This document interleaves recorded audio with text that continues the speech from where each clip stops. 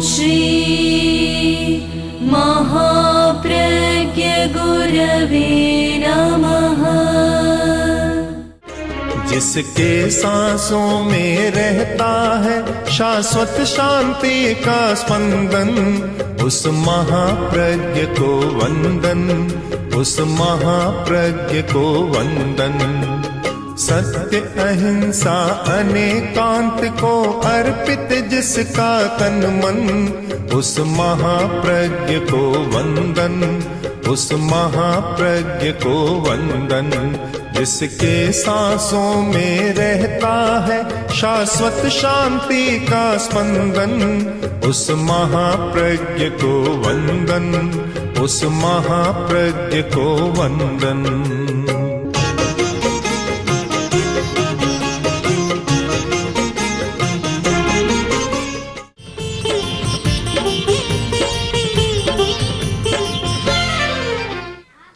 और इस दुनिया में कोई नई बात होती नहीं, सब पुराना है। समय का चक्र ऐसा चलता है, आज का नया 10 वर्ष बाद पुराना, और 10 वर्ष बाद जो पुराना हुआ 100 वर्ष बाद फिर वह नया हो जाएगा। पुराना नया। एक समय था कि यहाँ की किसान महिलाएं जो कपड़ा पहनती थी, घाघरा पहनती थी, फैशन बदली और कुछ परिवर्तन आया। अब देखते हैं पश्चिम के लोग उस घाघरे को पहनना बहुत ज़्यादा पसंद करते। नया पुराना क्या, एक बदलता रहता है। समय का चक्र ऐसा है, कभी हम कुछ पुराना मान लेते हैं, कभी नया मान लेते हैं। तो मैं जो आपको बात बता रहा हूँ नई भी हो सकती है और बहुत पुरानी है। नई नहीं है, बहुत पुरानी है। नई इसलिए कि हम लोग इन 2 आँखों से काम लेते हैं और हमेशा दूसरे को देखते। आँख का काम है अपने आप को नहीं देख सकती, वह दूसरे को देखती है। और दूसरे को देखने के कारण हमारी आदत ऐसी बन गई कि हर बात में दूसरे को देखना, अपने आप को देखना आदमी भूल गया। क्योंकि अपने आप को देखने का कोई साधन नहीं रहा। कोई तीसरी आंख तो सबकी खुलती नहीं जो अपने आप को देख सके। जिसकी तीसरी आंख खुल जाए तब तो वह अपने आप को देख सकता है। हमारे यहाँ एक आंख और होती है, तीसरी आंख, सबको खुलती नहीं है, बहुत कम लोगों की खुलती है। वे तो अपने आप को देख सकते हैं, पर वह सबको होती नहीं। और इन 2 आँखों से हम अपने आप को देख नहीं सकते। और जब अपने आप को नहीं देखते हैं तो समस्या, दुख पैदा होते हैं। समस्या का मूल कारण है केवल दूसरे को देखना। देखेंगे कि ये बहुत बड़ा धनी आदमी है, इसके पास इतना बड़ा मकान है, इतना है, कारें हैं, तो हीन भावना पैदा हो जाती है। दूसरे के बड़े को देखा, इसका मतलब देखने वाले में हीन भावना पैदा हो गई। और कभी छोटे को देखा कि इसके पास कुछ भी नहीं है, मेरे पास तो इसे बहुत ज़्यादा है, तो अहंकार की भावना पैदा हो जाती है। सारा चक्र हमारा सामाजिक जीवन का हीन भावना और अहंकार की भावना के बीच में झूल रहा है। कभी तो हीन भावना पैदा हो जाती है। जिन लोगों को जाति से नीचा माना गया उनमें इतनी हीन भावना पैदा हो गई कि आज ऊपर उठाएं तो भी उनको दिक्कत होती है। हीन भावना को तोड़ना मुश्किल हो गया। कुछ लोगों में इतनी अहंकार की भावना हो गई कि उनके सामने भी समस्या है कि अहंकार इस दुनिया में चलता नहीं है और अहंकार का चक्र टूटता नहीं है, तो वे दुख पा रहे हैं। कभी सत्ता के शीर्ष पर होता है, अहंकार काफ़ी पल जाता है, और जब नीचे उतरता है तो हीन भावना भी आ जाती है। अब सारी दुनिया का अध्ययन करें, यह हीन भावना, इंफीरियोरिटी कॉम्प्लेक्स, अहंकार की भावना, सुपीरियोरिटी कॉम्प्लेक्स, ये 2 भावनाएं जिनका मनोविज्ञान ने बहुत वर्णन किया, और धर्म का मूल भी यहीं से चलता है। अगर हम ठीक इनको संतुलन करना जाने तो एक अच्छा जीवन जिया जा सकता है।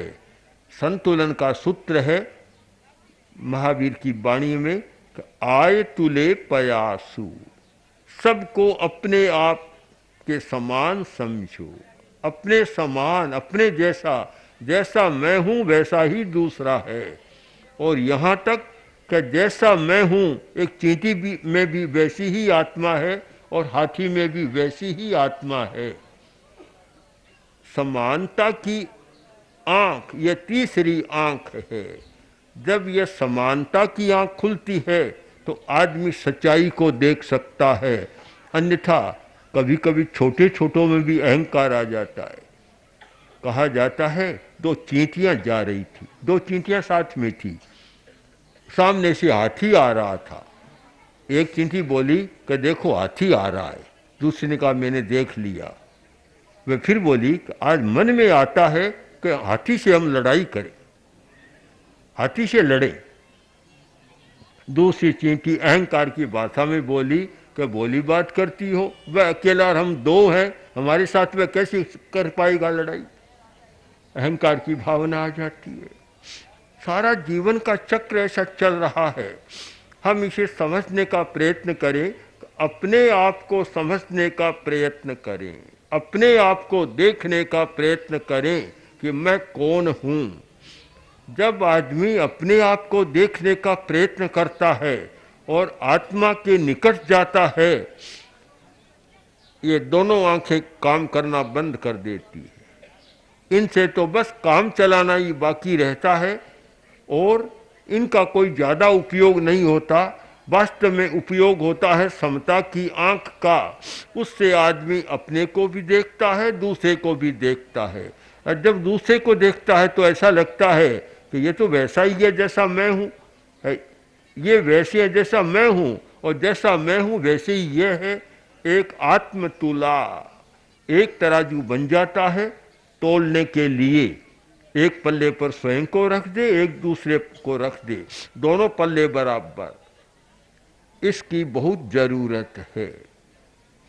आज दूसरे को देखे बिना और साथ साथ अपने को देखे बिना, दोनों को देखे के बिना क्रूरता नहीं मिटती।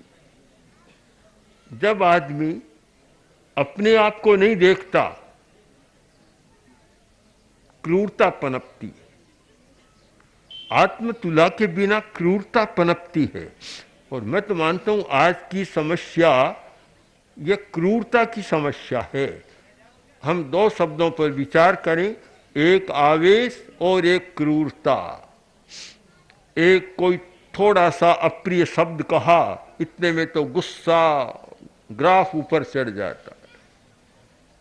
थोड़ी सी मन के प्रतिकूल बात हो गई, इतने में तो पता नहीं क्या होता है। बड़ों की बात छोड़ दें, छोटों की बात। मैंने देखा एक छोटा बच्चा, माँ से कुछ उसने मांगा होगा, माँ ने दिया नहीं, माँ को भी पीटने लग गया। मैंने कहा इतना गुस्सा?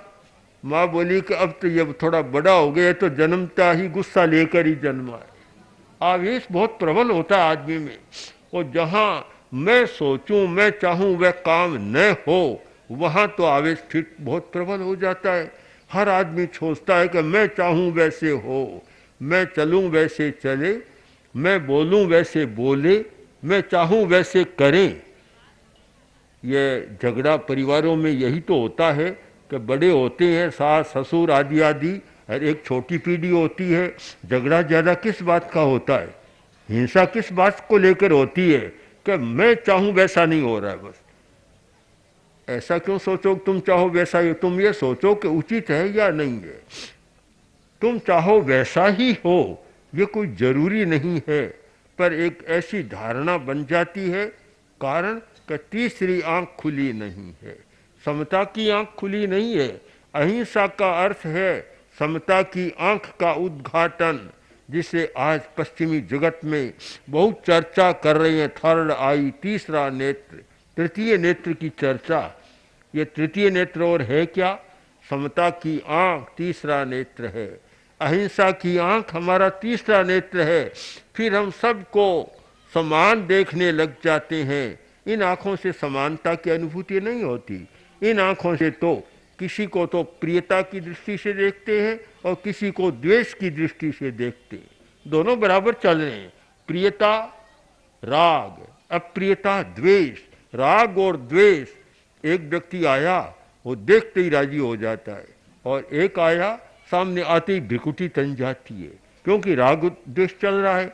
और यही कारण बनता है, यह सांप्रदायिक द्वेष, पारिवारिक द्वेष, जातीय द्वेष, यही कारण बनता है कि हमारी तीसरी आंख खुली नहीं है। जब तक ये तीसरी आंख नहीं खुलती, वास्तव में धर्म भी समझ में नहीं आता। बहुत लोग जप करते हैं, माला जपते हैं और भी करते हैं, पर तीसरी आंख खुले बिना धर्म का अर्थ समझ में नहीं आता। कोई वेदांत का सन्यासी आया हुआ था, उसने प्रवचन किया। प्रवचन में एक दुकानदार भी था। प्रवचन था कि आत्मा एक है, ब्रह्म एक है। काफी अच्छा विस्तार से वर्णन किया। प्रवचन संपन्न हो गया। दुकानदार अपने घर भोजन करने गया और बेटे से कह दिया कि तुम दुकान पर बैठो, मैं भोजन करके आ रहा हूं। बेटा बैठ गया। अनाज का धंधा था, अनाज के ढेर लगे हुए थे। आधा घंटा पौन घंटा बाद वह दुकानदार भोजन करके आया और देखा कि गाय खा रही है, अनाज को खा रही है। आते ही बोला कि बेवकूफ कहीं का, अंधा है, देख नहीं रहा तो क्या हो रहा है आंखों के सामने? दुकान पर बैठ कर क्या किया तुमने? बोला पिताजी अभी तो हम सुनकर आए थे 1 घंटा पहले कि सब आत्माएं समान है, सब में एक आत्मा है, सब में एक आत्मा है। तो फिर गाय अगर खा जाती है तो क्या फर्क पड़ेगा, कौन सा नुकसान होगा, वह भी तो आत्मा है। हाथ में लाठी ली और एक जमाती होगी, बोला मूर्ख कहीं का, कि धर्म की बात वहां सुनने की बात है, दुकान पर करने की बात। आज ये सारा एक द्वंद्व है, पूरे धार्मिक जगत का द्वंद्व है कि धर्मस्थान में सुनने की बात एक होती है और व्यवहार में करने की बात दूसरी होती है। कर्मस्थान में, ऑफिस में, दुकान में, कार्यालय में करने का वही होता है जो कि चलता है, और धर्मस्थान में तो सुनते हैं, अच्छा लगता है कि ऐसा है, पर वह दुकान में उसने कहा होगा शायद कि ऐसे करेगा तो दुकान का तुम्हारा पाठिया उठ जाएगा, गाय खाती रहेगी। यह एक जो बड़ा द्वंद्व हो गया, इसका कारण आदमी अपने आप को देखना भूल गया। अगर अपने आप को देखना नहीं भूलता तो ये द्वंद्व पैदा नहीं होता। हम लोग इस पर ज्यादा बल इसलिए दे रहे हैं कि दूसरों को देखने के साथ साथ आदमी अपने आप को देखना भी सीखे। अपने आप को देखना बहुत जरूरी है, और जिस दिन हमने अपने आप को देखना शुरू कर दिया, आत्मा की बात समझ में आएगी, परमात्मा की बात समझ में आएगी, सच्चाई की बात समझ में आएगी। और जब तक अपने आप को नहीं देखते हैं, ये सारी बातें निकम्मी हो जाती है, फिर कुछ होता नहीं है। बहुत बड़ा अंतर आता है, आदमी में मति भ्रम पैदा हो जाता है। किस समय क्या करना चाहिए, कौन सा काम कहाँ करना चाहिए, कहाँ बोलना चाहिए, कहाँ मौन रहना चाहिए, ये सारी बातें विस्मृति में चली जाती है। लड़के ने कहा पिताजी हम आज जहाँ आए हैं वहाँ सूर्यास्त का दृश्य बहुत बढ़िया होता है, आप चले और सूर्यास्त के दृश्य को देखें, जो निश्चित एक व्यू पॉइंट बना हुआ है, और वहाँ जाकर हम देखें। पिता बोला कि बेटा अभी तो मैं बहुत ज़्यादा व्यस्त हूँ, अभी तो मैं बहुत व्यस्त हूँ, तुम्हारी इतनी इच्छा है तो कल सुबह हम सूर्यास्त को देखने के लिए चले। अब सूर्यास्त को देखने तो शाम को जाना है, चलेंगे सुबह, क्यों अभी व्यस्त ज़्यादा हूँ। यह एक मति भ्रम, बुद्धि का विपर्य पैदा होता है। और मुझे लगता है कि आज यह बुद्धि का विभ्रम बहुत ज़्यादा पैदा हो रहा है। मति भ्रम, आदमी का चिंतन सही नहीं है। आज हिंदुस्तान को बहुत ज़रूरत है सही चिंतन की, सम्यक दर्शन की। सम्यक दर्शन, हमारा दृष्टिकोण सही और चिंतन सही हो। चिंतन की अपरिपक्वता के कारण गुजरात की घटना घटी। मैं तो मानता हूँ अगर हमारे लोकतंत्र के प्रहरी जो लोग हुए हैं ये प्रारंभ से ही ध्यान देते और 50 वर्ष तक ये क्रम चलता कि जनता को प्रशिक्षित करना है, उनको चिंतन सिखाना है, चिंतन को परिपक्व करना है, देखने की शक्ति को विकसित करना है, तो ऐसी घटना नहीं होती। ये अपरिपक्व चिंतन का कारण है कि चिंतन हमारा परिपक्व नहीं है। सब अपने अपना स्वार्थ तो साध रहे हैं, स्वार्थ कि कैसे मैं आगे आ सकता हूँ, कैसे काम कर सकता हूँ या कैसे सेवा कर सकता हूँ, आदि आदि अपना अपना तो कर रहे हैं। पर जनता का जो चिंतन का स्तर होना चाहिए, जो बात 50 वर्ष में समझाई जानी चाहिए, जो उनके हिताहित की बात ध्यान में आनी चाहिए, वह बात नहीं हो रही है। विवेक वह होता है कि हिताहितक ज्ञान हो जाए, हित का ज्ञान, अहित का ज्ञान। एक कवि हुए हैं संस्कृत के बड़े अच्छे कवि जैन आचार्य, उन्होंने काव्य लिखा पद्मानंद महाकाव्य। पद्मानंद महाकाव्य ऋषभ का जीवन चरित्र, उसमें उन्होंने एक बात लिखी कि जिसमें हित और अहित का ज्ञान नहीं होता वह बहिर्मुख होता है, या जो बहिर्मुख होता है उसमें हित अहित का ज्ञान नहीं होता। उदाहरण भी आपका राजस्थान का ढूंढा है उन्होंने, राजस्थान का कहूँ या रेगिस्तान का उदाहरण, ऊँट का उदाहरण ढूंढा। यहाँ ऊँट बहुत देखे हमने, ऊँट तो बड़े काम आ रहे हैं। ऊँट का उदाहरण इसलिए ढूंढा कि ऊँट में विवेक नहीं होता। विवेक उन्होंने सुंदर वर्णन किया, यथा भरे रोहति भूरिरावा निरस्यमाने रवणास्तथैव हिताहित ज्ञान परांग मुखत्वम सदैव सर्वांग बहिर्मुखाना। कि जिसका मुंह अलग होता है, बहिर्मुख होता है, बाहर होता है शरीर से, उनकी यह हालत होती है, विवेक नहीं होता। उदाहरण, ऊंट पर भार ला दो तो भी अरडाएगा, चिल्लाएगा। ठीक बात है, भार लादा जा रहा है, ये तो ठीक है, पर भार उतारेंगे तो भी चिल्लाएगा। अरडाटा दोनों समय करता है ऊंट, भार ला दो तब भी करता है और भार उतारो तब भी करता है।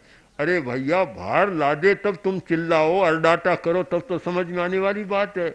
जब तुम्हारा भार उतारा जा रहा है तब तुम क्यों चिल्लाते हो? कवि कहता है सर्वांग बहिर्मुखा नाम, जो अंतर्मुख नहीं होता, बहिर्मुख होता है, जिसका मुंह पूरे शरीर से बाहर लटकता है, उसमें इतना विवेक नहीं होता कि मेरा हित हो रहा है कि अहित हो रहा है। आज यही लग रहा है। सबसे बड़ी बात है शासन का काम, धर्म का काम, कि जनता में विवेक की चेतना को जगा दे। और हम ज़्यादा कर नहीं सकते, कोई किसी का कुछ कर नहीं सकता, न कोई किसी को धन दे सकता, न कोई किसी की समस्या को पूरा सुलझा सकता। व्यक्ति स्वयं समस्या अपनी सुलझा सकता है, उसमें हित और अहित का विवेक जागृत कर दे। आचार्य हेमचंद्र ने भगवान ऋषभ के चरित्र में लिखा है, बहुत मर्म की बात, मुझे बहुत अच्छी बात लगी कि ऋषभ ने अयोध्या को स्वर्ग बना दिया। अयोध्या उनकी जन्मभूमि थी, राम की जन्मभूमि, भगवान ऋषभ की भी जन्मभूमि, एक पवित्र भूमि अयोध्या रही है। अयोध्या को स्वर्ग बना दिया, कारण हिताहितक विवेक ज्ञकृतई, लोगों को, जनता को हित अहित का विवेक इतना दे दिया कि अयोध्या स्वर्ग बन गई। जब विवेक दे दिया, कोई सड़क को गंदा नहीं करेगा, कोई पीक नहीं थूकेगा। हम तो देखते हैं बड़े बड़े भवन और सीढ़ियों पर चढ़ो तो सीढ़ियों में पहला पाठ क्या मिलता है? चाहे धर्मशाला को देखा, गेस्ट हाउस को देखा, कारण का हिताहित का विवेक जागृत नहीं है। सड़कों पर देखो तो सड़कों पर यही हालत कि सब कूड़ा करकट, ऐसा लगता है कि सड़क ही डालने के लिए है।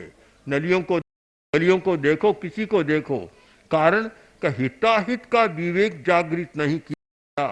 50 वर्ष के इतना लंबे समय में अगर यह काम नहीं हो सका तो सचमुच एक चिंतनीय प्रश्न है। और शासन की बात छोड़ दूं, धर्म भी हमारे बहुत चल रहे हैं, चारों तरफ धर्मों की भरमार है। धर्म गुरु भी जनता की वह चेतना को नहीं जगा सके जिस चेतना के आधार पर जनता शांतिमय सह अस्तित्व का जीवन जी सके, जगा नहीं सके। इसका कारण कि धर्माचार्य, धर्म गुरु भी सब बस या तो अपने अनुयायियों की संख्या बढ़ाने में लगे हुए हैं, या अपना वर्चस्व, या अपनी सुख सुविधा। आज की तो बात ही बड़ी विचित्र है कि बहुत सारे ऐसे हमारे धर्म के गुरु हैं कि जिनकी कारों को देखो तो उद्योगपति भी शर्मा जाए। एक एक व्यक्ति के पास 100 रॉयल्स कार, बड़े बड़े किसी आदमी के पास भी नहीं मिलती। और ऐसा ठाट बाट अभी शारदा पीठ के शंकराचार्य का एक वक्तव्य मैंने पढ़ा था, मुझे बहुत अच्छा लगा। उन्होंने कहा कि आज हमारे धर्मगुरुओं की स्थिति का हम बस इतने सुविधा में हो गए कि अब वह रहा नहीं है कुछ। बहुत लंबा था, अच्छा लगा कि आज कोई सोचने वाले सोचें कि धर्मगुरु किस काम में लगे हुए हैं, क्या जनता का भला कर रहे हैं या और कुछ कर रहे हैं। आज तो ऐसा हो गया, 1 घंटा ध्यान का प्रयोग होगा, फीस 5,000 रुपये। हमारे सामने लोग बहुत कहते हैं कि हम लोग फीस नहीं लेते हैं, इसलिए लोगों का आकर्षण कम है। इनका कम रहने दो, कि जब ज़्यादा फीस लेंगे तो आकर्षण बढ़ेगा। जब 1 घंटा का 5,000 रुपया फीस, तो बड़े बड़े लोगों का तांता लग जाएगा। उन्होंने कहा बड़ों को रहने दो, हमें छोटों के बीच में ही ठीक है। जहाँ पैसा भी धर्म के मुख्य बन गया, धर्म की पहचान भी पैसा बन गया और इस आधार पर हो गया, सारी समस्या उलझ गई। वास्तव में आनंद क्या है, सुख क्या है, कभी हम समझ नहीं सकते भीतर में गए बिना। इसलिए हम जो बात कर रहे हैं वह एक धर्म की उल्टी बात कह रहे हैं, कोई नई बात भी कह रहे हैं कि आप अगर वास्तव में धर्म को समझना चाहें, धर्म से कुछ पाना चाहें, तो एक बार आपको सारा दृष्टिकोण बदलना होगा और भीतर में जाने की साधना करनी होगी। और मैं मानता हूँ जो व्यक्ति 1 घंटा के लिए भी भीतर में जाने की बात कर लेता है, वह अलग दुनिया का अनुभव करता है। और आप अहिंसा की बात, समता की बात, तीसरी आंख की बात, भीतर जाने की बात प्रयोग करें, खास तो प्रयोग कराएंगे। प्रयोग करना है कि भीतर में कैसे जाया जा सकता है, तो मैं मानता हूँ एक दिन भी आपके लिए बहुत मूल्यवान हो सकता है। ओम श्री महाप्रज्ञ गुरवे नमः। ओम श्री महाप्रज्ञ गुरवे नमः। ओम श्री महाप्रज्ञ गुरवे नमः। ओम श्री महाप्रज्ञ गुरवे